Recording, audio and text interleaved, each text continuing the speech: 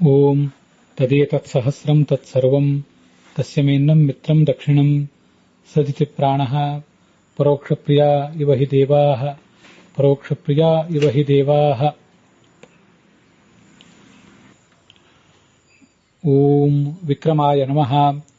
ಓಂ ಇಂದ್ರೋ ಅಸ್ಯ ಅವವಧರ್ಜಭಾರ ಉತ್ತರಾಸೂರಧರಃ ಪುತ್ರ ಆಸೀತ್ ಧನುಷ್ಯಯೇ ಸಹ ವತ್ಸಾನ ಧೇನುಃ. ಶ್ರೀ ಗುರುಭ್ಯೋ ನಮಃ. ಅನುಶಾಸನ ಪರ್ವದ 339ನೆಯ ಈ ಭಾಗದಲ್ಲಿ ವಿಷ್ಣು ಸಹಸ್ರನಾಮದ 81ನೆಯ ಮಂತ್ರ ವಿಕ್ರಮ ಅನ್ನುವ ನಾಮ ಮತ್ತು ಅದರ ವ್ಯಾಖ್ಯಾನವನ್ನು ಮಾಡುವ ಬೃಹತಿ ಮಂತ್ರದ ಶ್ರವಣವನ್ನು ಕೂಡ ನಾವು ಮಾಡಬೇಕು. ವಿಕ್ರಮ ಎಂಬ ಶಬ್ದಕ್ಕೆ ಏನೇನು ಅರ್ಥಗಳಿವೆ ಅದನ್ನು ಮೊದಲೊಂದು ಬಾರಿ ನೋಡೋಣ. ವಿಕ್ರಮ ಅನ್ನೋ ಶಬ್ದಕ್ಕೂ ವಿಕ್ರಮಿ ಅನ್ನೋ ಶಬ್ದಕ್ಕೂ ಈ ಹಿಂದೆ ನಾವು ಅರ್ಥಗಳನ್ನು ನೋಡಿದ್ದೇವೆ. ಸಮಾನವಾದ ಅರ್ಥಗಳೇ ಇವೆ.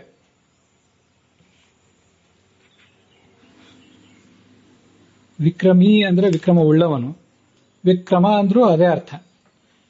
ಜಗತ್ತಿನ ಸೃಷ್ಟಿ, ಪಾಲನೆ ಇತ್ಯಾದಿ ಕಡೆಗಳಲ್ಲಿ ತನ್ನದೇ ಆದ ವಿಶಿಷ್ಟವಾದ ಕ್ರಮವನ್ನು ಅನುಸರಿಸುವವನು, ಶತ್ರುಗಳ ಸಂಹಾರದಲ್ಲಿ ತನ್ನ ಪರಾಕ್ರಮವನ್ನು ತೋರಿಸಿದವನು.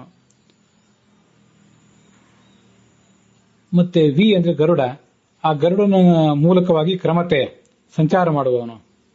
ಇವಿಷ್ಟು ಆ ವಿಕ್ರಮ ಎಂಬ ಶಬ್ದಕ್ಕೆ ಸಾಮಾನ್ಯವಾಗಿ ನಮಗೆ ಕಂಡುಬರುವಂತಹ ಅರ್ಥಗಳು. ಮತ್ತೆ ವಿರುದ್ಧಾನ್ ಅಸುರಾನ್ ವೃತ್ರಾದೀನ್ ಕ್ರಾಮಯತಿ, ತನ್ನ ವಿರೋಧಿಗಳಾದಂತಹ ವೃತ್ರಾದ್ಯಸುರರನ್ನ ನರಕಕ್ಕೆ ಅಟ್ಟುವವನು. ಅದಕ್ಕಾಗಿ ಆತನಿಗೆ ವಿಕ್ರಮ ಅಂತ ಹೆಸರು. ಈ ಮಂತ್ರ ಋಗ್ಭಾಷ್ಯದಲ್ಲಿ ಆಚಾರ್ಯರಿಂದ ವ್ಯಾಖ್ಯಾತ ಆಗಿದೆ. ಅದಕ್ಕೆ ಹೊಂದಿಕೊಂಡೇ ಭಗವಂತ ಆಚಾರ್ಯರು ಮತ್ತು ರಘುನಾಥ ತೀರ್ಥರು ವ್ಯಾಖ್ಯಾನ ಮಾಡಿದ್ದಾರೆ. ಅದನ್ನ ಈ ಮುಂದಿನಂತೆ ಈಗ ನೋಡೋಣ.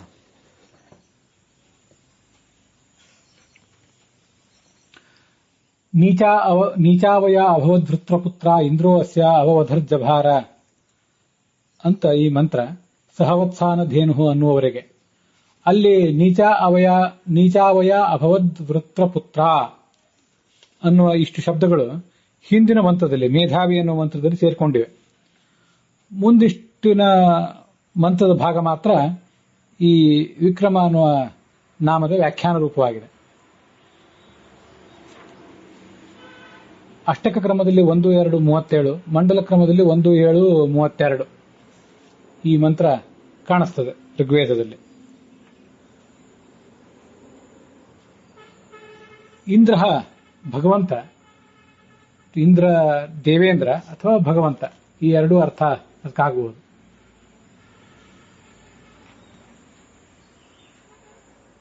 ನೀಚಸ್ಥಾನೆ ಬಂಧನಂ ಯಾಪಿ ಚಾಪಾಂ ಕರೋತಿ ದಾನು ವೃತ್ರಮಾತಾ ಧನುಸ್ಸಾ ವೃತ್ರೋಹ್ಯಭೂತ್ ತನುಜಃ ಕಶ್ಯಪಾಚ್ಚ ಪಾಪಾತ್ಮಾಸೌ ವೈಷ್ಣವಃ ತ್ವಷ್ಟೃಜಾತಃ ವೃತ್ರಃ ಪುತ್ರೋ ಅಸ್ಯಾಹ ಇತಿ ಸಾ ವೃತ್ರಪುತ್ರ ವಧಂ ತಸ್ಯಾಹ ಅಹರತ್ ಪೂರ್ವಮಿಂದ್ರಃ ಪ್ರಕೃತಿರ್ವಾ ವೃತ್ರಮಾತಾ ತಮೋಹಿ ತಸ್ಯಾ ಅಭೂತ್ ತಾಂ ಜಘಾನ ಈಶಿತಾ ವಾ ಅಂತ ಆಚಾರ್ಯರ ಋಗ್ಭಾಷ್ಯದಲ್ಲಿ ಅದನ್ನ ವ್ಯಾಖ್ಯಾನ ಮಾಡಿದ್ದಾರೆ.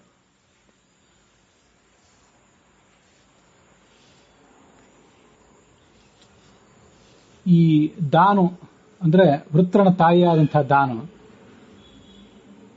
ಇವಳು ವೇದದಲ್ಲಿ ದಾನು ಅಂತ ಕರೆಸ್ಕೊಂಡಿದ್ದಾಳೆ.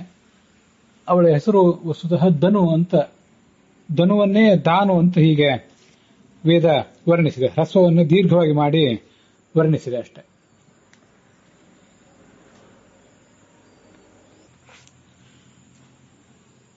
ರಘುನಾಥ ತೀರ್ಥ ವ್ಯಾಖ್ಯಾನದಲ್ಲಿ ಇಂದ್ರ ಅಸ್ಯಾಹ, ಈ ಧನು ಅಥವಾ ದಾನುವಿನ ವಧವನ್ನ ಅವ ಅಂದ್ರೆ ಮೊದಲೇ ಜಭಾರ ಮಾಡಿದನು.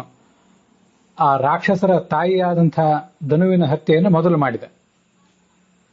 ಈ ತಾಯಿ ಧನು, ಅವಳ ಮಗ ವೃತ್ರ, ಅವನ ಮಗ ಅಹಿ, ಇವರೆಲ್ಲರೂ ನೀರಿನ ತಡೆ ಹಿಡಿದಿಟ್ಟಿದ್ರು. ಅವಳನ್ನೇ ಯಾಕೆ ಮೊದಲು ನಾಶ ಮಾಡಿದ ಅಂದ್ರೆ, ಆ ತಾಯಿ ಹೆಚ್ಚು ಶಕ್ತಿ ಉಳ್ಳವಳಾಗಿದ್ಲು. ಅವಳ ಮಗ ವೃತ್ರ ಇನ್ನೂ ಕಡಿಮೆ ಶಕ್ತಿ ಉಳ್ಳವನಾಗಿದ್ದ. ತಾಯಿಯನ್ನೇ ನಾಶಪಡಿಸಿಬಿಟ್ರೆ ಆ ವೃತ್ರನ ಶಕ್ತಿಯ ಮೂಲ ಸೆಲೆಯನ್ನ ತುಂಡರಿಸಿದಂತಾಯಿತು ಅಂತ ದೇವೇಂದ್ರನ ಅಭಿಪ್ರಾಯ ಆಗಿತ್ತು. ಅವಳು ತನ್ನ ಮಗ ವೃತ್ರನ ರಕ್ಷಣೆಗಾಗಿ ಅವನಿಗಿಂತ ಮೇಲೆ ಇದ್ಲು, ಅವನು ಕೆಳಗಿದ್ದ. ಅವಳನ್ನ ಮೊದಲು ಆಕ್ರಮಿಸಿ ಇಂದ್ರ ಅವಳನ್ನು ಕೊಂದು ಹಾಕಿದ. ತಾಂಚ ತಂಚ ವಿಕ್ರಮ್ಯ ಆಕ್ರಮ್ಯ ಹತವಾನ್, ಅವರಿಬ್ಬರನ್ನು ಆಕ್ರಮಿಸಿ ಇಂದ್ರ ಕೊಂದು ಹಾಕಿದ. ಅವಳು ತನ್ನ ಮಗನ ಜೊತೆಗೆ ಸತ್ತು ಬಿದ್ದಳು, ಕರುವಿನ ಜೊತೆಗೆ ಸತ್ತು ಬಿದ್ದ ಒಂದು ಧೇನುವಿನಂತೆ. ಶತ್ರುಗಳನ್ನ ಕೊಲ್ಲುವಂತಹ ಪರಾಕ್ರಮ ಈ ಭಗವಂತನಿಗಿದೆ. ವಿಕ್ರಮ ಅಂದ್ರೆ ಪರಾಕ್ರಮ. ಶತ್ರುಗಳನ್ನು ದಮನ ಮಾಡುವಂತಹ ಪರಾಕ್ರಮ ಈ ಭಗವಂತನಿಗೆ ಇದೆ ಅಂತನ್ನುವುದು ಅವರಿಬ್ಬರನ್ನು ಆಕ್ರಮಿಸಿ ಆತ ಕೊಂದದ್ರಿಂದ ನಮಗೆ ಗೊತ್ತಾಗ್ತದೆ. ಅದಕ್ಕೆ ಆತನನ್ನ ವಿಕ್ರಮ ಅಂದ್ರೆ ಆ ಪರಾಕ್ರಮ ಉಳ್ಳವನು. ವಿಕ್ರಮ ಅಸ್ಯ ಅಸ್ತೀತಿ ವಿಕ್ರಮ, ಹೀಗೆ ಆ ಶಬ್ದದ ಅರ್ಥ ನಮ್ಗೆ ಗೊತ್ತಾಗ್ತದೆ. ಅದರ ವ್ಯಾಖ್ಯಾನವು ಕೂಡ ಹಿಂದಿನ ವಿಕ್ರಮಿ ಅನ್ನೋ ಶಬ್ದದಂತೆಯೇ ಇದೆ. ರಘುನಾಥ ತೀರ್ಥರು ವ್ಯಾಖ್ಯಾನ ಮಾಡಿದಂತೆಯೇ ಮೂಲ ಋಗ್ಭಾಷೆಗೆ ಅನುಸಾರವಾಗಿ ಭಗವಂತ ಆಚಾರ್ಯರು ಕೂಡ ವ್ಯಾಖ್ಯಾನ ಮಾಡಿದ್ದಾರೆ. ಈ ವಿಕ್ರಮಿ, ಈಗ ವಿಕ್ರಮ ಅಂತ ಏನು ಶಬ್ದ ನೋಡ್ತಾ ಇದ್ದೀವಿ, ಇದಕ್ಕೆ ಹೊಂದಿಕೊಂಡಿರುವಂತಹ ಬೃಹತಿ ಮಂತ್ರ ಅವರ ದೃಷ್ಟಿಯಲ್ಲಿ ಸ್ಯ ನಿಮ್ನ್ಯಂ ವಿಚರಂತ್ಯಾಪೋ ದೀರ್ಘಂತಮ ಆಶಯತ್ ಇಂದ್ರಶತ್ರು ದಾಸಪತ್ನಿ ಅಹಿಗೋಪ ಅತಿಷ್ಠನ್ ನಿರುದ್ಧ ಆಪಹ ಪ ಅಂತ ಈ ಬೇರೆ ಮಂತ್ರ ಆಗಿದೆ. ಆ ಮಂತ್ರದ ಅರ್ಥವನ್ನು ನಾವು ಮುಂದೆ ನೋಡ್ತೇವೆ. ವಿಕ್ರಮಿ ಎಂಬ ಶಬ್ದಕ್ಕೆ ತನಗೆ ವಿರೋಧಿಗಳಾದ, ತನ್ನ ಭಕ್ತರಿಗೂ ವಿರೋಧಿಗಳಾದ ದೈತ್ಯರನ್ನ ನರಕಕ್ಕೆ ಹೊಡೆದು ಅಟ್ಟುವವನು, ಅಟ್ಟುವುದೇ ಆ ವಿಕ್ರಮ. ವಿ ಅಂದ್ರೆ ವಿರೋಧಿಗಳು, ಅವರನ್ನ ಕ್ರಮ ಹೊಡೆದಟ್ಟುವವನಾದ್ರಿಂದ ಆತನಿಗೆ ವಿಕ್ರಮ ಅಂತ ಹೇಳ್ತಾರೆ. ಇದು ಭಗವಂತ ಆಚಾರ್ಯರು ಆ ಮಂತ್ರಕ್ಕೆ ಮಾಡಿದಂತಹ ಅರ್ಥ. ಈ ಮಂತ್ರದ ಒಟ್ಟಾರೆ ಅನ್ವಯಾರ್ಥ ಏನಾಗ್ತದೆ, ಈ ಮುಂದಿನಂತೆ ಅನ್ವಯಾರ್ಥವನ್ನು ಮತ್ತೆ ಭಾವಾರ್ಥವನ್ನು ನೋಡೋಣ. ಇಲ್ಲಿ ಇಂದ್ರ ಅಂತಾನೆ ಶಬ್ದ ಬಂದಿರೋದ್ರಿಂದ ಆ ಇಂದ್ರ ಅನ್ನೋ ಶಬ್ದ ಭಗವಂತನನ್ನು ನೇರವಾಗಿ ಹೇಳಬಹುದಾದ್ರಿಂದ ಇಲ್ಲಿ ಈ ಹಿಂದಿನ ಎರಡು ಮಂತ್ರಗಳಿಗೆ ಮಾಡಿದಂತೆ ನಾನು ವ್ಯತ್ಯಾಸವಾದ ವ್ಯತ್ಯಸ್ತ ವ್ಯಾಖ್ಯಾನವನ್ನೇನು ಮಾಡ್ಲಿಕ್ಕೆ ಹೋಗಿಲ್ಲ. ಅಲ್ಲಿರುವಂತಹ ಅರ್ಥವನ್ನು ಇಟ್ಕೊಂಡಿದ್ದೇನೆ. ಮೊದಲು ಅನ್ವಯಾರ್ಥವನ್ನು ನೋಡೋಣ. ಇಂದ್ರ ಪರಮಾತ್ಮನು ಅಸ್ಯಾಹ ಅಜ್ಞಾನ ಮಿಥ್ಯಾಜ್ಞಾನ ಸಂಶಯಗಳಿಗೆ ಕಾರಣಗಳಾದ, ನಾನು ಆ ದೇವರಾಜ ಇಂದ್ರ ಅವನ ಕೈಯಿಂದ ಹತ್ಯೆಗೊಳಗಾದಂತಹ ದಿತಿ ದೇವತೆ, ಅದರ ಅರ್ಥವನ್ನು ಸಾಮಾನ್ಯವಾಗಿ ನಾನು ಅನ್ವಯಾರ್ಥದಲ್ಲಿ ಬರೆದಿರೋದಿಲ್ಲ. ಮೂಲ ಋಗ್ಭಾಷ್ಯದಲ್ಲಿ ಇದ್ದದನ್ನ ವಿವರಿಸಿ ಹೇಳ್ತೇನಷ್ಟೇ. ನನ್ನ ಅನ್ವಯಾರ್ಥದಲ್ಲಿ, ನನ್ನ ಲೇಖನದಲ್ಲಿ ಆ ಆಧ್ಯಾತ್ಮಿಕ ಅರ್ಥ ಮಾತ್ರ ಇರ್ತದೆ. ಆದ್ರಿಂದ ಅಜ್ಞಾನ ಮಿಥ್ಯಾಜ್ಞಾನ ಸಂಶಯಗಳಿಗೆ ಕಾರಣವಾದ ಈ ಅಸ್ಯಾಹ, ಈ ಪ್ರಕೃತಿಯ ಪ್ರಾತಿಸ್ವಿಕ್ಯಾಹ ಪ್ರಕೃತೇ, ನಮ್ಮ ಪ್ರಕೃತಿ ನನ್ನದು, ನಿಮ್ಮ ಪ್ರಕೃತಿ ನಿಮ್ಮದು, ಹೀಗೆ ನಮ್ಮ ಪ್ರಕೃತಿಯ ವಧಃ ಅಂದ್ರೆ ವಧವನ್ನು, ಅದು ಸಕಾರ ಅಂತ ಶಬ್ದ ಅಂತ ಹೇಳ್ತಾರೆ. ವಧಃ ವಧಸಿ ವಧಾಂಸಿ ಅಂತ ಒಬ್ಬೊಬ್ಬರು ಒಂದೊಂದು ರೀತಿ ವ್ಯಾಖ್ಯಾನ ಮಾಡ್ತಾರೆ. ಇಲ್ಲಿ ವಧಃ ಅಂದ್ರೆ ವಧವನ್ನು, ಅವ ಮಗನ ವಧಕ್ಕಿಂತ ಮುಂಚೆನೆ ಆ ಅಜ್ಞಾನ ಇತ್ಯಾದಿಗಳು ನಾಶ ಆಗುವುದಕ್ಕಿಂತ ಮುಂಚೆ ಆ ಪ್ರಕೃತಿಯನ್ನೇ ಆತ ನಾಶ ಮಾಡಿಬಿಟ್ಟ. ಅಜ್ಞಾನ ರೂಪ ಪುತ್ರವಧಾತ್ ಪೂರ್ವಮೇವ, ಅಜ್ಞಾನ ಎಂಬ ಮಗನ ನಾಶಕ್ಕಿಂತ ಮುಂಚೆ ಅವಳನ್ನೇ ನಾಶ ಮಾಡಿದ. ಜಭಾರ ಅಹರತ್ ಅಂದ್ರೆ ಅಕರೋತ್. ಸೂನುಹು, ಸೂಹು ಅಂದ್ರೆ ತಾಯಿ ಅಂತ ಅರ್ಥ. ಅಜ್ಞಾನಕ್ಕೆ ಕಾರಣವಾದ ಪ್ರಕೃತಿ ನಮ್ಮ ಪ್ರಕೃತಿಯು. ಉತ್ತರ ಶಕ್ತಿಯ ದೃಷ್ಟಿಯಿಂದ ಶ್ರೇಷ್ಠವಾದದ್ದು. ಪುತ್ರ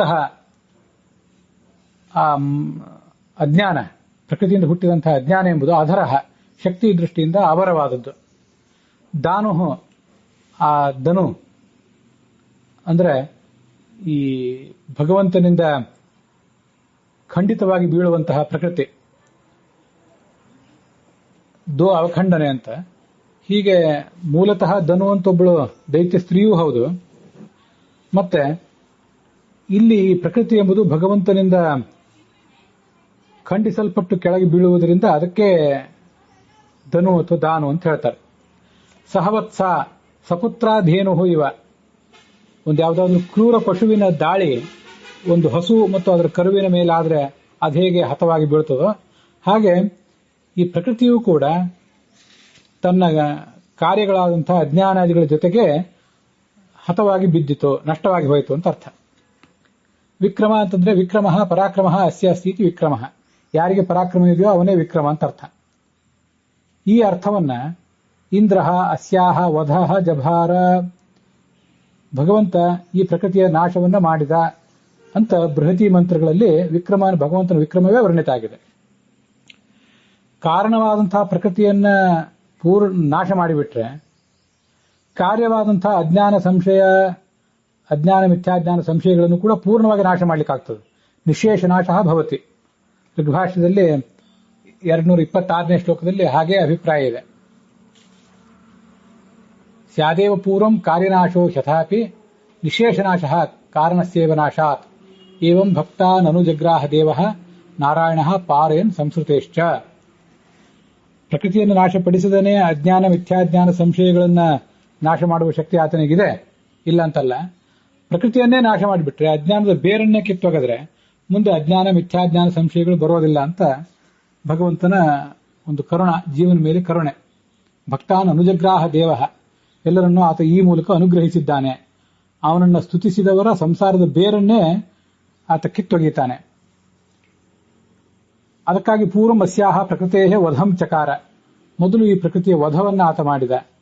ಅಯಮೇವ ಭಗವತಃ ವಿಕ್ರಮ, ಭಗವಂತನ ವಿಕ್ರಮ ಅಂದ್ರೆ ಇದೆ, ವಿಶಿಷ್ಟವಾದ ಕ್ರಮ ಇದು. ನಾವು ನಮ್ಮ ಅವಸರಕ್ಕೆ ತಕ್ಕಂತೆ ಯಾವುದೋ ಒಂದನ್ನು ಮಾತ್ರ ತುಂಡರಿಸಿಕೊಳ್ಳುವ ನಾಶ ಮಾಡುವ ಪ್ರಯತ್ನ ಮಾಡಿಬಿಡ್ತೇವೆ. ಭಗವಂತ ಹಾಗಲ್ಲ.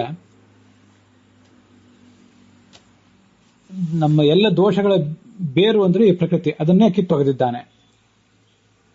ಭಾವಾರ್ಥ ಏನು?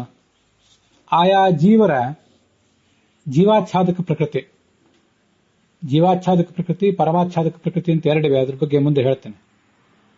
ಅವರವರಿಗೆ ಅಜ್ಞಾನ ಸಂಶಯಗಳನ್ನು ಹುಟ್ಟಿಸ್ತದೆ. ಸರ್ವೇಶ್ವರನಾದಂಥ ಈ ಭಗವಂತ ಆ ಜೀವಾಚ್ಛಾದಕ ಪ್ರಕೃತಿಯನ್ನು ಮೊದಲು ನಾಶಪಡಿಸಿ ಅಜ್ಞಾನ ಸಂಶಯಗಳನ್ನು ಮತ್ತೆ ತಲೆದೋರದಂತೆ ಮಾಡ್ತಾನೆ. ಅಜ್ಞಾನಾದಿಗಳ ಮೂಲ ಕಾರಣವಾದ ಆ ಪ್ರಕೃತಿಯ ಶಕ್ತಿ ಅಜ್ಞಾನಾದಿಗಳಿಗಿಂತ ಮಿಗಿಲಾದದ್ದು. ಆಕಳು ಕರುವಿನೊಂದಿಗೆ ಹತವಾಗಿ ಬೀಳುವಂತೆ ಪ್ರಕೃತಿಯೂ ಕೂಡ ಪರಮಾತ್ಮನ ಪ್ರಹಾರದಿಂದಾಗಿ ಅಜ್ಞಾನ ಮಿಥ್ಯಾಜ್ಞಾನ ಸಂಶಯಗಳೊಂದಿಗೆ ಹತವಾಗಿ ಬೀಳುತ್ತದೆ ಅಂತ ತಾತ್ಪರ್ಯ. ಇಲ್ಲಿ ಪ್ರಕೃತಿ ಅಂದರೆ ನಾವು ಪ್ರಾತಿಸ್ವಿಕ ಪ್ರಕೃತಿ ಅಂತ ಅರ್ಥ ಮಾಡ್ಕೊಂಡಿದ್ದೇವೆ. ಅದು ಏನು ಹಾಗಂದ್ರೆ ಪ್ರಾತಿಸ್ವಿಕ ಪ್ರಕೃತಿ? ಇದನ್ನ ಭಾಗವತ ತಾತ್ಪರ್ಯದಲ್ಲಿ 11ನೇ ಸ್ಕಂದ 96ನೇ ಅಧ್ಯಾಯ ಅಲ್ಲಿ 14ನೇ ಶ್ಲೋಕದಲ್ಲಿ ವರ್ಣನೆ ಮಾಡ್ತಾರೆ. ಆಚಾರ್ಯರು ಆ ಭಾಗವತ ತಾತ್ಪರ್ಯದಲ್ಲಿ ಬರುವುದನ್ನ ಈ 2ನೇ ಅಧ್ಯಾಯದ 224ನೇ ಶ್ಲೋಕದಲ್ಲಿ ಸೂಚನೆ ಮಾಡಿದ್ದಾರೆ. ಪ್ರಾತಿಸ್ವಿಕೀಯ ಪ್ರಕೃತಿಯ ತಮಶ್ಚ ದೋಷಾಶ್ಚಾನ್ಯೇ ಪುಂಸ್ತೋ ಯುಕ್ತಮೇ ತತ. ಏನ್ ಹೇಳಿದ್ದಾರೆ ಆಚಾರ್ಯ ಸೂಚನೆ ಮಾಡಿದ್ದಾರೆ ಅಂದ್ರೆ, ಈ ಪ್ರಕೃತಿ ಅಂತ ನಾವು ಕರಿತೀವಲ್ಲ, ಪ್ರಕೃತಿ ಅಂದ್ರೆ ಲಕ್ಷ್ಮೀದೇವಿ, ಅವಳಿಗಿಂತ ಕಡಿಮೆ ಪ್ರಕೃತಿ ಅಂದ್ರೆ ಸರಸ್ವತಿ, ಅವಳಿಗಿಂತ ಕಡಿಮೆಯಾದವರು ಪಾರ್ವತಿ, ಶಚಿ ಮೊದಲಾದವರು.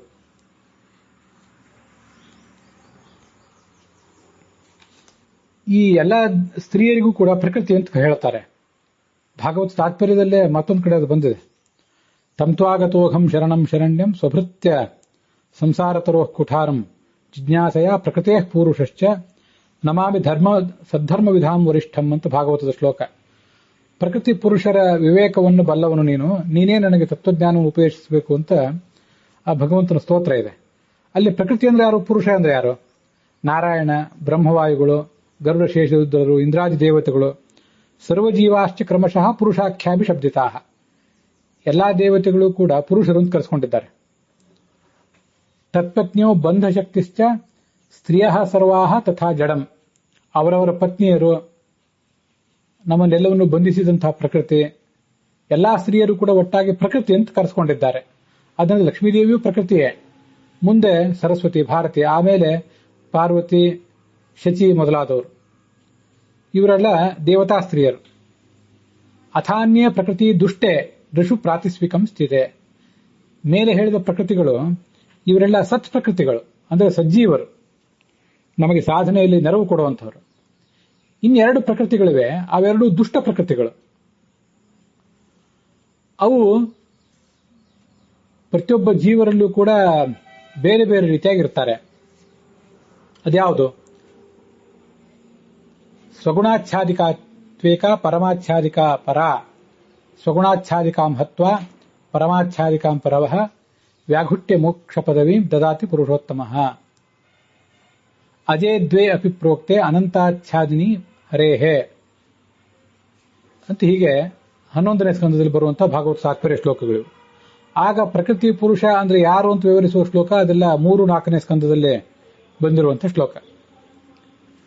ಈ ಪ್ರಕೃತಿ ಅಂದ್ರೆ ಇದೊಂದು ರೀತಿ ಪರದೆ ಇದ್ದಂತೆ, ಜೀವಾಚ್ಛಾದಿಕ, ಜೀವರ ಗುಣಗಳು ಜೀವರಿಗೆ ಕಾಣದೇ ಇರುವಂತೆ ಮುಚ್ಚಾಕ್ತದೆ. ಇನ್ನೊಂದು ಪರಮಾಚ್ಛಾದಿಕ, ಪರಮಾತ್ಮನ ಜ್ಞಾನ ಆತನಿಗೆ ಬರದೆ, ಪರಮಾತ್ಮನ ಜ್ಞಾನ ಈ ಜೀವನಿಗೆ ಬರದೇ ಇರುವಂತೆ ಮಾಡ್ತದೆ. ಮುಚ್ಚಿರುವುದು ಪರಮಾತ್ಮನನ್ನ, ಪರಮಾತ್ಮ ತನ್ನನ್ನು ತಾನು ನೋಡಬಲ್ಲ, ಆದರೆ ಪರಮಾತ್ಮನ ಜ್ಞಾನ ಜೀವನಿಗೆ ಆಗೋದಿಲ್ಲ. ಇದು ಪರಮಾಚ್ಛಾದಿಕ. ಮೊದಲನೇದು ಜೀವಾಚ್ಛಾದಿಕ, ಜೀವರ ಗುಣಗಳು ಅವರಿಗೆ ಕಾಣದಂತೆ ಮಾಡ್ತದದು. ಹೀಗೆ ಇವೆರಡೂ ಕೂಡ ಅನಾದಿಗಳು. ಅಜೇ ದ್ವೇ ಅಪಿ ಪ್ರೋಕ್ತೆ. ಇಲ್ಲಿ ಭಗವಂತ ಯಾವುದನ್ನು ನಾಶಪಡಿಸ್ತಾನೆ? ಜೀವಾಚ್ಛಾದಿಕ ಇದೆಯಲ್ಲ, ನಮ್ಮ ಗುಣಗಳೇ ನಮಗೆ ಕಾಣದಂತೆ ನಮ್ಮನ್ನು ಮುಚ್ಚಿ ಹಾಕಿರುವಂಥದ್ದು, ನಮಗೆ ಅಜ್ಞಾನ, ಮಿಥ್ಯಾಜ್ಞಾನ, ಸಂಶಯಗಳನ್ನು ಕೊಡುವಂತಹ ಪ್ರಕೃತಿ ಇದೆಯಲ್ಲ, ಇದೇ ಜೀವಾಚ್ಛಾದಿಕ. ಸ್ವಗುಣಾಚ್ಛಾದಿಕ ಅಂತ ಅದನ್ನು ಹೇಳ್ತಾರೆ. ಜೀವನಿಗೆ ತನ್ನ ಗುಣಗಳ ಅರಿವು ಆಗದಂತೆ ಮಾಡಿರುವ ಪ್ರಕೃತಿ ಇದು. ಆ ಸ್ವಗುಣಾಚ್ಛಾದಕವಾದ ಪ್ರಕೃತಿಯನ್ನ ಅಥವಾ ಜೀವಾಚ್ಛಾದಕವಾದ ಪ್ರಕೃತಿಯನ್ನ ಆತ ನಾಶಪಡಿಸ್ತಾನೆ. ಅದನ್ನೇ ಋಗ್ಭಾಷೆಯಲ್ಲಿ ಪ್ರಾತಿಸ್ವಿಕಿ ಪ್ರಕೃತಿ ಅಂತ ಹೇಳಿರುವುದು. ಈಗ ನಾವು ನೋಡಿರುವುದು ಕೂಡ ಅದನ್ನೇ. ಅಸ್ಯಾಹ ಪ್ರಾತಿಸ್ವಿಕ್ಯಾಹ ಪ್ರಕೃತೇಹೇ, ನನಗಿರುವ ಪ್ರಕೃತಿ ನನ್ನದು, ನಿಮಗಿರುವ ಪ್ರಕೃತಿ ನಿಮ್ಮದು. ಈ ಎಲ್ಲ ಪ್ರಕೃತಿಗಳನ್ನು ಭಗವಂತ ನಾಶಪಡಿಸ್ತಾನೆ ಅಂತ ಹೇಳಿರುವುದು ಅದನ್ನೇ. ಹೀಗೆ ಜೀವಾಚ್ಛಾದಕವಾದ ಪ್ರಕೃತಿಯನ್ನ ಪರಮಾತ್ಮ ನಾಶನ ಮಾಡಿಯೇ ಬಿಡ್ತಾನೆ, ಪೂರ್ಣವಾಗಿ ನಾಶಪಡಿಸ್ತಾನೆ. ಪರಮಾಚ್ಛಾದಕ ಪ್ರಕೃತಿ ಇದೆಯಲ್ಲ, ಅದನ್ನ ಸ್ವಲ್ಪ ವ್ಯಾಘುಟ್ಯ ದೂರ ಸರಿಸ್ತಾನೆ, ಪೂರ್ಣ ಅದನ್ನು ನಾಶಪಡಿಸೋದಿಲ್ಲ, ನಮಗೆ ಮೋಕ್ಷವನ್ನು ಕೊಡ್ತಾನೆ. ಇವೆರಡೂ ಪ್ರಕೃತಿಗಳು ಅನಾದಿ ಕಾಲದಿಂದ ಇರುವಂಥವೇ. ಆದರೆ ಹರಿಯ ಜ್ಞಾನವನ್ನು ಮರೆಮಾಚುವಂತಹ ಪರಮಾಚ್ಛಾದಿಕ ಪ್ರಕೃತಿ ಇದೆಯಲ್ಲ, ಅದು ನಾಶರಹಿತವಾದದ್ದು, ಅದಕ್ಕೆ ನಾಶ ಇಲ್ಲ.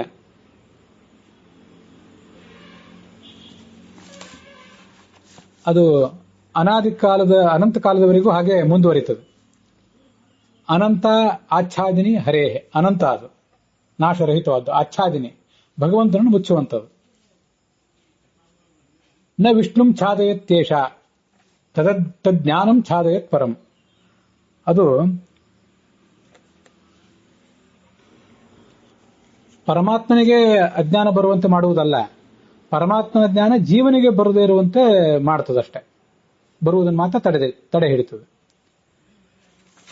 ಅಲ್ಲಿ ಈ ಮೊದಲನೇದ್ದು ಸ್ವಗುಣಾಚ್ಛಾದಿಕ ಅಂತಿದೆಯಲ್ಲ, ಅದಕ್ಕೊಂದು ಅಭಿಮಾನಿ ಶಕ್ತಿ ಇದೆ. ಪ್ರತಿಯೊಂದಕ್ಕೂ ಅಭಿಮಾನಿಗಳಾದಂತಹ ದೇವತೆಗಳು, ದೈತ್ಯರು ಮೊದಲಾದವರಿದ್ದಾರೆ. ಈ ಸ್ವಗುಣಾಚ್ಛಾದಕ ಪ್ರಕೃತಿ ಏನಿದೆಯಲ್ಲ, ಇದು ಒಂದು ಕಾಲದಲ್ಲಿ ನಾಶ ಆಗಿ ಹೋಗುವಂಥದ್ದು, ತಮೋಯೋಗ್ಯ ಇದು. ಇದಕ್ಕೆ ಅಭಿಮಾನಿಯಾದ ಒಂದು ಶಕ್ತಿ, ದುಷ್ಟ ಶಕ್ತಿ ತಮೋಯೋಗ್ಯವಾದದ್ದು. ಆಯಾ ಜೀವ ಮುಕ್ತನಾಗುವಾಗ ಆತನ ಆ ಸ್ವಗುಣಾಚ್ಛಾದಕ ಪ್ರಕೃತಿಯನ್ನು ಭಗವಂತ ನಾಶಪಡಿಸ್ತಾನೆ. ಅದನ್ನೇ ಇಲ್ಲಿ ಹೇಳಿದ್ದು, ಇಂದ್ರ ಅದನ್ನು ಕಿತ್ತೊಗಿತಾನೆ ಅಂತ. ಇಂದ್ರ ಸರ್ವೇಶ್ವರನಾದ ಭಗವಂತ ಅದನ್ನು ಕಿತ್ತೊಗಿತಾನೆ ಅಂತ ಈ ಮಂತ್ರದಲ್ಲಿ ಹೇಳಿರುವುದು ಅದನ್ನೇ. ಅದಕ್ಕೆ ಅಭಿಮಾನಿ ಶಕ್ತಿಯೂ ಕೂಡ ತಮೋಯೋಗ್ಯವಾದ್ರಿಂದ ಅದು ಹೊರಟೋಗ್ತದೆ. ಆದರೆ ಭಗವಂತನ ಗುಣ ಜೀವನಿಗೆ ಆಗದಂತೆ ಮುಚ್ಚಿರುವ ಪ್ರಕೃತಿ ಒಂದಿದೆಯಲ್ಲ, ಅದು ನಿತ್ಯ ಸಂಸಾರಿ, ಅದು ತಮೋಯೋಗ್ಯವಲ್ಲ. ಆ ಪ್ರಕೃತಿಗೆ, ಪರಮಾಚ್ಛಾದಕ ಪ್ರಕೃತಿಗೆ ಅಭಿಮಾನಿಯಾದ ಒಂದು ಶಕ್ತಿ ನಿತ್ಯ ಸಂಸಾರಿಯಾದದ್ದು. ಭಗವಂತನಿಗೆ ಅದೇನೂ ತೊಂದರೆ ಮಾಡೋದಿಲ್ಲ, ಭಗವಂತನ ಎದುರಿಗೆ ಅದು ಅಶಕ್ತವೇ. ಆದರೆ ಭಗವಂತನ ಜ್ಞಾನ ಜೀವರಿಗಾಗದೇ ಇರುವಂತೆ ಮಾಡ್ತದಷ್ಟೆ. ಹೀಗೆ ಸ್ವಗುಣಾಚ್ಛಾದಿಕ ಮತ್ತು ಪರಮಾಚ್ಛಾದಿಕ ಅಂತ ಎರಡಿವೆ. ಅದರಲ್ಲಿ ಈಗ ಈ ಬೃಹತಿ ಮಂತ್ರದಲ್ಲಿ ಹೇಳ್ತಾ ಇರುವಂತಹ ಪ್ರಕೃತಿ ದಾನು ದೋ ಅವಖಂಡನೆ ಅಂತಿದೆಯಲ್ಲ, ಅದು ಒಂದು ದಿವಸ ಖಂಡಿತ ಆಗಿ ಬೀಳುವಂಥದ್ದು, ಕಿತ್ತು ಒಗಿತಾನೆ ಪರಮಾತ್ಮ ಅದನ್ನು. ಹೀಗೆ ಈ ಪ್ರಕೃತಿ ಅನ್ನುವುದು ನಾಶ ಹೊಂದಿಬಿಡ್ತದೆ. ಆ ಮೂಲ ಕಾರಣವೇ, ಮೂಲ ಬೇರೆ ಕಿತ್ತು ಹೋದಾಗ ಅದರಿಂದ ಅಜ್ಞಾನ ಸಂಶಯ ಇತ್ಯಾದಿ ಯಾವುದು ಕೂಡ ಜೀವನಿಗೆ ಮುಂದೆ ಬರುವುದೇ ಇಲ್ಲ, ಅವನು ಮುಕ್ತನೇ ಆಗಿಬಿಡ್ತಾನೆ ಅಂತ ಅದರ ತಾತ್ಪರ್ಯ ಆಗ್ತದೆ. ಈ ಅಧ್ಯಾತ್ಮದ ಅರ್ಥವನ್ನು ನಾವು ನೋಡಿದ್ವಿ. ಈ ಮಂತ್ರಕ್ಕೆ ಒಂದು ದೇವರಾಜನ ಪರವಾಗಿ ದೇವರಾಜ ಧನುವನ್ನು ನಾಶಪಡಿಸಿದಂತಹ ಒಂದು ಉಲ್ಲೇಖವೂ ಕೂಡ ಕಾಣಿಸ್ತದಲ್ಲ. ಅದಕ್ಕೆ ಸಂಬಂಧಪಟ್ಟಂತೆ ಕೆಲವು ಸಂಗತಿಗಳ ಬಗ್ಗೆ ನಮಗೆ ಗಮನ ಇರಬೇಕು. ಆಚಾರ್ಯರು ಈ 2ನೇ ಅಧ್ಯಾಯದ 223ನೇ ಶ್ಲೋಕದಲ್ಲಿ ಋಗ್ಭಾಷ್ಯದಲ್ಲಿ ದಾನು ವೃತ್ರಮಾತಾ ಧನುಸ್ಸ ವೃತ್ರೋ ಹ್ಯಭೂತ್ ಧನುಜಃ ಕಶ್ಯಪಾಚ್ಯ, ಧನುವಿನಿಂದ ಕಶ್ಯಪನಿಗೆ, ಧನುವಿನಲ್ಲಿ ಕಶ್ಯಪನಿಂದ ಹುಟ್ಟಿದವನವನು, ಪಾಪಾತ್ಮ ಅಸೌ, ಇವನು ಪಾಪಿಷ್ಠ. ಇನ್ನೊಬ್ಬ ವೃತ್ರಾಸುರ ಇದ್ದಾನೆ, ಅವನು ತ್ವಷ್ಟೃವಿನಿಂದ, ಒಬ್ಬ ದ್ವಾದಶಾದಿತ್ಯರಲ್ಲಿ ಒಬ್ಬನಾದ ತ್ವಷ್ಟೃವಿನಿಂದ ಹುಟ್ಟಿದವನು. ಆ ವೃತ್ರಾಸುರ ಬೇರೆ, ಅವನು ಭಗವದ್ಭಕ್ತ, ವೈಷ್ಣವ ತ್ವಷ್ಟೃಜಾತಃ. ಅವೆರಡನ್ನೂ ನಾವು ಮೊದಲಿಂದ ನೋಡ್ತಾ ಬಂದಿದ್ದೇವೆ. ಆ ತ್ವಷ್ಟೃವಿನ ಪತ್ನಿ ರೋಚನ ಅಂತ ಅವಳು ಬೇರೆ, ಅವರಿಬ್ಬರ ಮಗ. ಅದರಲ್ಲೂ ಈ ವೃತ್ರಾಸುರ, ಆ ವೈಷ್ಣವನಾದ ವೃತ್ರಾಸುರ, ಭಗವದ್ಭಕ್ತನಾದ ವೃತ್ರಾಸುರ ಹುಟ್ಟಿದ್ದು ಯಜ್ಞದಲ್ಲಿ. ಆ ಕಥೆ ಹಿಂದೆ ನಾವು ಅನೇಕ ಕಡೆ ನೋಡಿದ್ದೇವೆ. ಇವನು ಭಗವದ್ಭಕ್ತ, ಆದರೆ ಇಂದ್ರನಿಂದ ಹತನಾದಂತಹ ಮತ್ತೊಬ್ಬ ಕಶ್ಯಪನ ಮಗ ಕಶ್ಯಪನಿಂದ ಧನುವಿನಲ್ಲಿ ಹುಟ್ಟಿದ ವೃತ್ರ ಏನಿದ್ದಾನಲ್ಲ, ಇವನು ಪಾಪಾತ್ಮ, ದುಷ್ಟ ಇವನು. ಇದು ಹೀಗೆ 223ನೇ ಶ್ಲೋಕದಲ್ಲಿ ಕಾಣಿಸ್ತದೆ.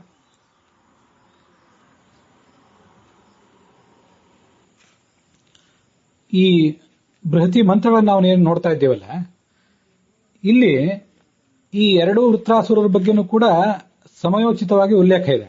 ಅದು ಕೆಲವು ಕಡೆ ಗೊಂದಲಕ್ಕೆ ಕಾರಣ ಆಗ್ತದೆ. ಈ ಹಿಂದೆ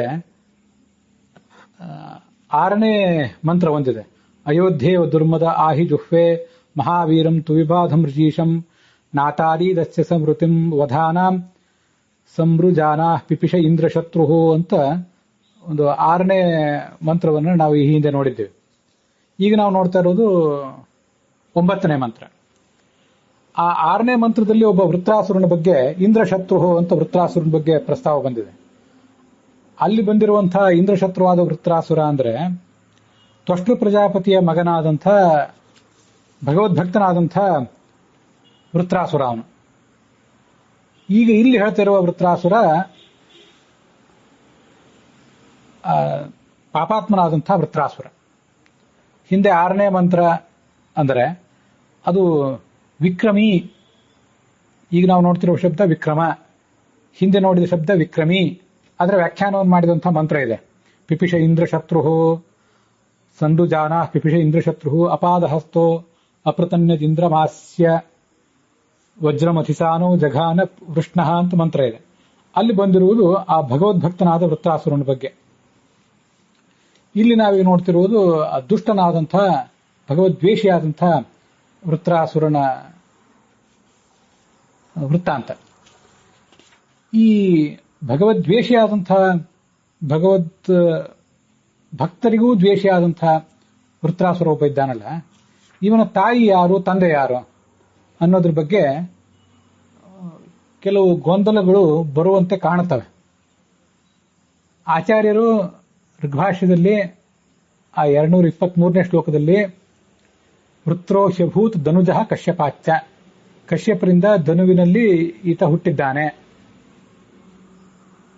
ಅಂತ ಸ್ಪಷ್ಟವಾಗಿ ಹೇಳಿದ್ದಾರೆ. ಈ 223ನೇ ಶ್ಲೋಕದಲ್ಲಿ ಸ್ಪಷ್ಟವಾಗೇ ಇದೆ, ಕಶ್ಯಪರಿಂದ ಧನುವಿನಲ್ಲಿ ಹುಟ್ಟಿದವನು ಈ ವೃತ್ರ ಅಂತ. ಆ ಧನು, ಅವಳ ಮಗ ವೃತ್ರ, ಅವನ ಮಗ ಅಹಿ, ಇವರೆಲ್ಲರೂ ಸೇರಿ ಆ ನೀರನ್ನು ತಡೆದಿದ್ರು. ಇದಕ್ಕಿಂತ ಮುಂಚಿನ ಒಂದು ಭಾಗದಲ್ಲಿ ಹಯೋಧನ ಪುರಾಣಿಕರು ಈ ಧನು ಕಶ್ಯಪ ಪತ್ನಿ ಅಲ್ಲ, ಇನ್ನೊಬ್ಬಳು ದಾನವಿ ಅಂತ ಬರೆದಿದ್ದಾರೆ ನಮ್ಮ ಗುರುಗಳು. ಹಾಗಾಗಿ ಕಶ್ಯಪನ ಪತ್ನಿಯಾದಂತಹ ಧನು ಒಬ್ಬಳಿದ್ದಾಳೆ, ಕಶ್ಯಪನ ಪತ್ನಿ ಅಲ್ಲದೇ ಇರುವಂತಹ ಮತ್ತೊಬ್ಬಳು ಧನು ಇದ್ದಾಳೆ ಅಂತ ಹೀಗೆಲ್ಲ ನಮ್ಗೆ ಗೊತ್ತಾಗ್ತದೆ. ನಾನು ಗುರುಗಳನ್ನ ಮಾತಾಡಿಸಿ ಇದ್ರ ಬಗ್ಗೆ ಸಂಶಯ ಪರಿಹಾರಕ್ಕಾಗಿ ಪ್ರಯತ್ನಿಸಿದಾಗ ಅವರು ಹೇಳಿದರು, ಈ ಬ್ರಹ್ಮ, ಇಂದ್ರ ಮೊದಲಾದ ಹೆಸರುಗಳು ದೇವತೆಗಳಿಗಿರುವಂತೆ ದೈತ್ಯರಿಗೂ ಇರ್ತವೆ. ಹಾಗೆ ಕಶ್ಯಪ ಅನ್ನೋ ಹೆಸರು ಕೂಡ ಋಷಿಗೂ ಇದ್ದೇ ಇದೆ. ಖ್ಯಾತನಾದಂತಹ ಋಷಿ ದಿತಿ, ಅದಿತಿ, ಧನು ಮೊದಲಾದ ಮಕ್ಕಳನ್ನು ಪಡ್ಕೊಂಡಂತಹ, ಮೊದಲಾದ ಪತ್ನಿಯರನ್ನು ಪಡೆದು ದೇವತೆಗಳನ್ನ, ದೈತ್ಯರನ್ನ, ದಾನವರನ್ನೆಲ್ಲ ಪಡೆದಂತಹ ಋಷಿಗೂ ಕಶ್ಯಪ ಅಂತ ಹೆಸರಿದ್ದೇ ಇದೆ. ಅವನಲ್ಲದೆ ಕಶ್ಯಪ ಅನ್ನೋ ಹೆಸರಿನ ಮತ್ತೊಬ್ಬ ರಾಕ್ಷಸ ಇರುವ ಸಾಧ್ಯತೆ ಇದೆ. ಮತ್ತೆ ಅವನಿಗೂ ಕೂಡ ಧನು ಎಂಬ ಹೆಸರಿನ ಒಬ್ಬಳು ಪತ್ನಿ ಇರೋ ಸಾಧ್ಯತೆ ಇದೆ ಅಂತ ಅವರು ಅದರ ವ್ಯಾಖ್ಯಾನ ಮಾಡಿದ್ದಾರೆ, ಹಾಗೆ ಅಭಿಪ್ರಾಯಪಟ್ಟಿದ್ದಾರೆ. ಹಾಗೆ ವ್ಯಾಖ್ಯಾನ ಮಾಡಲಿಕ್ಕೆ ಏನು ಕಾರಣ? ಹೀಗೆ ಹೇಳಲಿಕ್ಕೆ ಒಂದು ಮಹತ್ವದ ಕಾರಣ ಇದೆ. ಈ ಈ ಇಂದ್ರ, ದೇವರಾಜನ ಅಂತ ಇಂದ್ರ ಧನುವನ್ನು ಕೊಂದ ಅಂತಿದೆಯಲ್ಲ, ಈ ಧನು ಕಶ್ಯಪ ಋಷಿಗಳ ಪತ್ನಿಯೇ ಆಗಿದ್ದರೆ ಅವಳನ್ನ ಇಂದ್ರ ಕೊಲ್ಲುವ ಸಾಧ್ಯತೆ ಬಹಳ ಕ್ಷೀಣವಾಗಿದೆ. ಅದಕ್ಕೆ ಕಾರಣ ಏನು? ಕಶ್ಯಪರ ಪತ್ನಿ ಅದಿತಿ, ದಿತಿ, ಧನು ಇವರೆಲ್ಲ ದಕ್ಷ ಪ್ರಜಾಪತಿಯ ಮಕ್ಕಳು. ಅವರೆಲ್ಲ ದೇವತಾ ಸ್ತ್ರೀಯರು. ಅವರಿಗೆ ಹುಟ್ಟುವಂತ ಮಕ್ಕಳು ಕೆಲವರು ದೇವತೆಗಳು, ಕೆಲವರು ದೈತ್ಯರು, ಕೆಲವರು ದಾನವರು, ಹೀಗಾಗ್ತಾರೆ.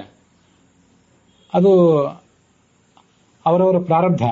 ಆದರೆ ಕಶ್ಯಪನ ಪತ್ನಿಯರೆಲ್ಲರೂ ಕೂಡ ದೇವತಾ ಸ್ತ್ರೀಯರೇ. ಅದಿತಿ ಹೇಗೆ ದೇವತಾ ಸ್ತ್ರೀಯೋ, ದಿತಿಯೂ ದೇವತಾ ಸ್ತ್ರೀ. ದಿತಿಯ ಸೇವೆಯನ್ನು ಕೂಡ ಈ ಇಂದ್ರ ಮಾಡಿದ್ದ ಅಂತ ಹಿಂದೊಂದು ಕಡೆ ಉಲ್ಲೇಖ ಇದೆ. ಹಾಗೆ ಧನುವು ಕೂಡ ಈ ಇಂದ್ರನಿಗೆ ಚಿಕ್ಕಮ್ಮ ಆಗಬೇಕು. ಆ ದೃಷ್ಟಿಯಿಂದ ಅದಿತಿಯ ಮಗ ಈ ಇಂದ್ರ, ದಿತಿ, ಧನು ಮೊದಲಾದವರೆಲ್ಲ ಆತನಿಗೆ ಚಿಕ್ಕಮ್ಮಂದಿರಾಗಬೇಕು, ದೇವತಾ ಸ್ತ್ರೀಯರು. ಅವರೆಲ್ಲ ಆತನಿಗೆ ಪೂಜ್ಯರಾದ್ರಿಂದ ಅವರ ಹತ್ಯೆಯನ್ನು ಆತ ಮಾಡಿರೋದಿಲ್ಲ. ಅವರ ಮಗ ಈ ವೃತ್ರ ಆಗಿರ್ಲಿಕ್ಕಿಲ್ಲ. ಕಶ್ಯಪ ಅಂತ ಮತ್ತೊಬ್ಬ ದೈತ್ಯನೇ ಇದ್ದಿರಬೇಕು. ಆತನ ಪತ್ನಿ ಧನು ಅಂತ ಮತ್ತೊಬ್ಬಳಿದ್ದಾಳೆ, ಅವಳ ಮಗನೇ ಈ ವೃತ್ರ. ಆ ವೃತ್ರನನ್ನೇ ಕೊಂದು ಹಾಕಿದ್ದಾನೆ ಅಂತ ತಿಳಿಬೇಕು. ಹೀಗೆ ಇದೊಂದು ಅಭಿಪ್ರಾಯ ನಮ್ಮ ಗುರುಗಳಾದಂಥ ಹಯೋಧನ ಪುರಾಣಿಕಾಚಾರ್ಯದ ಅಭಿಪ್ರಾಯ ಹೇಳಿದ್ದೇನೆ. ಆದರೆ ಆ ಕಶ್ಯಪ ಅಂದ್ರೆ ಕಶ್ಯಪ ಋಷಿಯೇ ಹೌದು, ಅವನ ಪತ್ನಿ ಧನು ಅನ್ನುವವಳು ಒಬ್ಬಳು ದುಷ್ಟಳಾಗಿರೋ ಸಾಧ್ಯತೆ ಇದೆ ಅಂತ ಯಾರಾದರೂ ವ್ಯಾಖ್ಯಾನ ಮಾಡಿದ್ರೆ ಅಂಥ ವ್ಯಾಖ್ಯಾನಗಳನ್ನು ನಾವು ಅಲ್ಲಗಳಿಲಿಕ್ಕೆ ಬರೋದಿಲ್ಲ. ದುಷ್ಟಳಾದ್ರಿಂದ ಅವಳನ್ನು ಕೂಡ ಕೊಂದು ಹಾಕಿದ, ಅಥವಾ ಅವಳು ಸಜ್ಜನಳಾಗಿದ್ದು, ಇದನ್ನು ಈ ಅಂಶವನ್ನು ಗಮನಿಸಬೇಕು. ಕಶ್ಯಪ ಋಷಿಗಳು ಭಗವದ್ಭಕ್ತರೇ, ಮಹಾಋಷಿಗಳೇ. ಅವರ ಪತ್ನಿ ಅದಿತಿ, ಅವಳು ದೇವತೆಗಳಿಗೆ ಜನನಿ, ದಿತಿ ದೈತ್ಯರ ಜನನಿ. ಆದರೆ ಅವಳು ದಿತಿಯು ಕೂಡ ಭಗವದ್ಭಕ್ತಳೇ ಆದ್ರೂ ಕೂಡ ತನ್ನ ಮಕ್ಕಳಾದ ದೈತ್ಯರ ಬಗ್ಗೆ ಅವಳಿಗೊಂದು ಪಕ್ಷಪಾತ ಇತ್ತು. ಹಾಗೆ ಧನುವಿಗೂ ಕೂಡ ಮೂಲತಃ ಸಾತ್ವಿಕಳೇ, ಭಗವದ್ಭಕ್ತಳೇ ಆದರೂ ತನ್ನ ಮಕ್ಕಳ ಬಗ್ಗೆ ಆಕೆಗೆ ಒಂದು ಪಕ್ಷಪಾತ, ತತ್ಕಾಲದಲ್ಲಿ ಅಸುರಾವೇಶ ಇತ್ಯಾದಿಗಳು ಆಗಿರುವ ಸಾಧ್ಯತೆ ಇದೆ. ಈ ಅಂಶವನ್ನು ಕೂಡ ನಾವು ಪರಾಮರ್ಶಿಸಬೇಕು. ಆದ್ರಿಂದ ಭಗವದ್ಭಕ್ತರನ್ನು ಆತ ಕೊಲ್ಲಬಾರದು ಅಂತೇನಿಲ್ಲ ಇಂದ್ರ. ಇದು ನನ್ನ ಆಲೋಚನೆ. ಗುರುಗಳ ಅಭಿಪ್ರಾಯ ಹೇಳಿದ್ದೇನೆ, ಆದರೂ ನನ್ನ ಅಭಿಪ್ರಾಯ ನಾನು ಹೇಳ್ತಿದ್ದೇನೆ. ಯಾಕೆ ಭಗವದ್ಭಕ್ತರನ್ನು ಕೊಲ್ಲಬಾರದು ಅಂದ್ರೆ, ತ್ವಷ್ಟ ಪ್ರಜಾಪತಿಯ ಮಗ ವೃತ್ರಾಸುರನನ್ನು ಕೊಂದದ್ದು ಉದಾಹರಣೆ ಇಲ್ಲೇ ಇದೆಯಲ್ಲ, ಈ ಒಂದು 3 ಮಂತ್ರಗಳ ಹಿಂದೆ ಅಲ್ಲಿ ಕಂಡೇ ಬಂದಿದೆ. ಆದ್ರಿಂದ ಈ ಇಂದ್ರ ತನ್ನ ತಾಯಿಯಾದ ಅದಿತಿಯನ್ನಂತೂ ಗೌರವಿಸಿದ, ದಿತಿಯನ್ನು ಗೌರವಿಸುತ್ತಿದ್ದ. ಆದರೆ ಆ ದಿತಿಯಲ್ಲಿ ತನಗೆ ಹುಟ್ಟುವಂತಹ ಕೆಲವು ತನಗೆ ವಿರೋಧಿಗಳಾಗುವುದಂತ ಮಕ್ಕಳನ್ನ, ಮರುತ್ತು ದೇವತೆಗಳನ್ನ ಆತ ಕೊಲ್ಲುವ ಪ್ರಯತ್ನ ಮಾಡಿದ್ದ. ನಮಗದು ಗೊತ್ತಿದೆ. ಅವ್ರನ್ನೆಲ್ಲ ಕತ್ತರಿಸಿ ಹಾಕಿದ. ಕೊನೆಗೆ ಅವರೆಲ್ಲ ಅವನಿಗೆ ಶತ್ರುಗಳಾಗುವುದು ತಪ್ಪಿ ಆತನ ಅನುಯಾಯಿಗಳೇ ಆಗಿ ಹೋಗಿಬಿಟ್ರು. 49 ಜನ ಮರುತ್ತುಗಳು ಅಂತ ಕಥೆ ಕೇಳ್ತೀವಿ ಬೇರೆ ಕಡೆ. ಹೀಗೆ ಆ ಧನು ಇಂದ್ರನಿಗೆ ಗೌರವಕ್ಕೆ ಯೋಗ್ಯಲೇ ಆಗಿರಬಹುದು. ತತ್ಕಾಲದಲ್ಲಿ ದಿತಿಯಂತೆ ಅವಳು ಕೂಡ ದೈತ್ಯ ಮಕ್ಕಳನ್ನ, ದಾನವ ಮಕ್ಕಳನ್ನು ಹುಟ್ಟಿಸಿ ಅವರನ್ನ ದೇವತೆಗಳಿಗೆ ಪ್ರತಿಸ್ಪರ್ಧಿಗಳನ್ನಾಗಿ ಮಾಡುವಂತಹ ಆಲೋಚನೆ ಅವಳಿಗೆ ಬಂದಿರುವುದು ಸಹಜ. ದಿತಿಗೂ ಹಾಗೆ ಆಲೋಚನೆ ಇತ್ತು. ತನ್ನ ಮಕ್ಕಳು ಎಲ್ಲರನ್ನೂ ದೇವತೆಗಳು ಕೊಂದು ಹಾಕಿದ್ದಾರೆ, ಇಂದ್ರನನ್ನೇ ನಾಶಪಡಿಸುವಂತ ಒಬ್ಬ ಮಗ ನನಗೆ ಹುಟ್ಟಬೇಕು ಅಂತ ಅವಳು ತಪಸ್ ಪ್ರಾರಂಭ ಮಾಡಿದ್ಲು. ಕಶ್ಯಪರಿಗೆ ಅದು ಬೇಡ ಆಗಿತ್ತು. ಆದರೂ ಅವಳಿಗೆ ಒಂದು ಪರಿಹಾರವನ್ನ, ಒಂದು ಮಾರ್ಗವನ್ನು ತೋರಿಸಿ ಅವರು ತಪಸ್ಸಿಗೆ ಹೊರಟೋಗಿದ್ರು. ಅವಳು ತನ್ನ ತಪಸ್ಸನ್ನು ಮುಂದುವರಿಸಿದಾಗ ಒಂದು ಬಾರಿ ಅವಳು ಶೌಚದ ನಂತರ ಕಾಲು ತೊಳ್ಕೊಳ್ಳದೆ ಇದ್ದಾಗ, ಅಪಾವಿತ್ರ್ಯ ಆದಾಗ, ಇಂದ್ರ ಅವಳು ಗರ್ಭದಲ್ಲಿ ಪ್ರವೇಶ ಮಾಡಿ ಆ ಗರ್ಭವನ್ನು 7 ಭಾಗ ತುಂಡರಿಸಿದ. ಅವು ಅಳಲಿಕ್ಕೆ ತೊಡಗಿದವು. ಮತ್ತೆ 7 ಭಾಗ ತುಂಡರಿಸಿದ. ಅವು 49 ಆದವು. ಅವೇ ಮರುತ್ತುಗಳು ಅಂತ ನಾವು ಬೇರೆ ಕಡೆ ಓದಿದ್ದೀವಿ ಹಿಂದೆ. ಹೀಗೆ ದಿತಿಗೆ ಅವಳು ಸ್ವಭಾವತಃ ಭಗವದ್ಭಕ್ತಳೇ ಆದರೂ ಕೂಡ ದೇವತೆಗಳ ಜೊತೆಗೆ ಒಂದು ಈರ್ಷೆ ಇತ್ತು. ತನ್ನ ಮಕ್ಕಳ ಏಳಿಗೆಯನ್ನು ಅವಳು ಬಯಸ್ತಿದ್ದು, ದೈತ್ಯರ ಏಳಿಗೆಯನ್ನ. ಹೀಗೆ ಧನುವು ಕೂಡ ಭಗವದ್ಭಕ್ತಳೇ ಆಗಿದ್ರು. ಅವಳ ಮಗ ಒಬ್ಬ ವೃತ್ರಾಸುರ. ಅವಳು ಮತ್ತೆ ಅವಳ ಮಗ ವೃತ್ರ, ಅವನ ಮಗ ಅಹಿ, ಇನ್ನೊಬ್ಬ ವೃತ್ರ ತರ ಅಂತ ಮತ್ತೊಬ್ಬನ ಬಗ್ಗೆ ಹಿಂದೆ ಬಂದಿತ್ತು. ಅವನು ಮಗ ಇರ್ಲಿಕ್ಕಿಲ್ಲ, ಮತ್ತೊಬ್ಬ ದೈತ್ಯ. ಇವರೆಲ್ಲರೂ ಕೂಡ ಆ ನೀರಿನ ಪ್ರತಿಬಂಧಕರಾಗಿದ್ರು. ಜಗತ್ತಿನ ವ್ಯವಸ್ಥೆಯನ್ನೇ ನಾಶ ಮಾಡಲಿಕ್ಕೆ ಹೊರಟಂಥವ್ರು ಇವರು.